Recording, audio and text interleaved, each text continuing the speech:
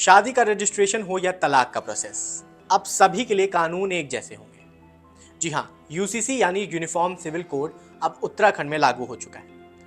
UCC क्या है, इसके फायदे नुकसान, इसमें क्या क्या शामिल है, आइए इसे आसान भाषा में समझते हैं। यूनिफॉर्म सिविल कोड का मतलब है कि देश के हर नागरिक के लिए एक ही कानून लागू होगा, चाहे जाति, धर्म या समुदाय कुछ भी हो।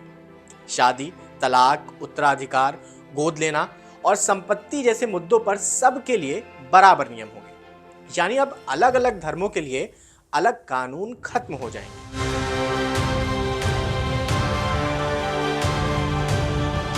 शादी और तलाक के कानून, अभी अलग अलग धर्मों के लिए अलग शादी और तलाक के कानून हैं, जैसे हिंदू मैरिज एक्ट, मुस्लिम पर्सनल लॉ और क्रिश्चियन मैरिज एक्ट। यूसीसी के तहत ये सब खत्म हो जाएंगे और हर धर्म के लिए एक ही नियम होगा।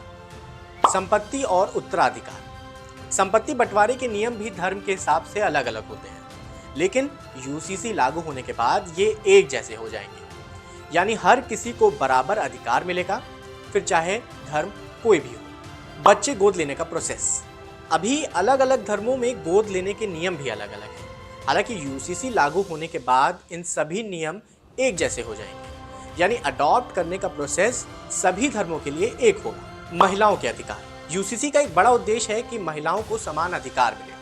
कई धर्मों में महिलाओं को तलाक या संपत्ति में हिस्सा, ऐसे कानून पुरुषों के बराबर नहीं मिलते। हालांकि यूसीसी इसे ठीक करने का दावा करता है।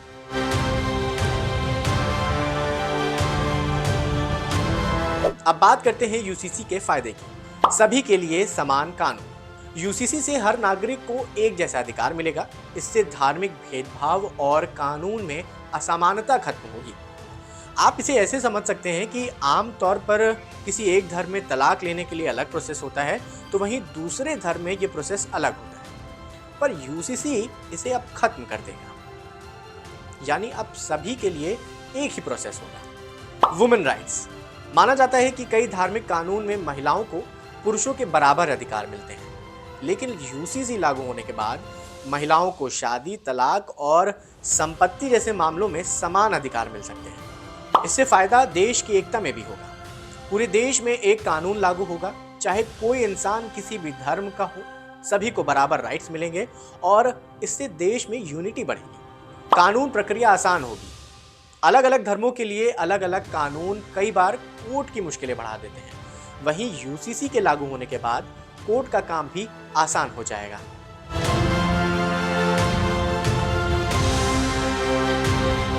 चलिए अब जानते हैं कि यूसीसी से नुकसान क्या होंगे। क्या ये संविधान के खिलाफ है?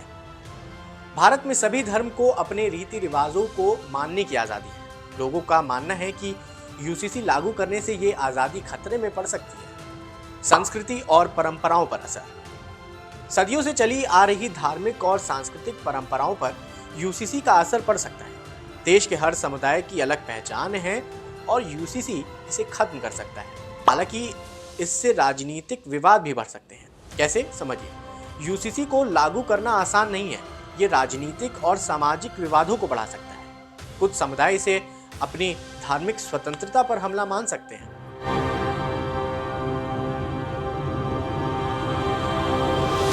भारत में अभी तक यूसीसी पूरी तरह लागू नहीं हुआ है, लेकिन गोवा में यूसीसी जैसा यानी गोवा सिविल कोड लागू है।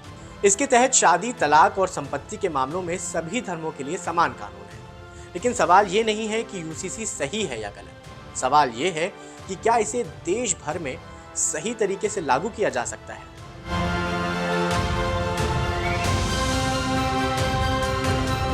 अब बात करते हैं कि यूसीसी पर बहस क्यों छिड़ी हुई है। सोचिए, अगर आपकी दादी के समय से जो परंपराएं चली आ रही हैं, उन्हें एक दिन कह दिया जाए कि अब से ये सब नहीं चलेंगी।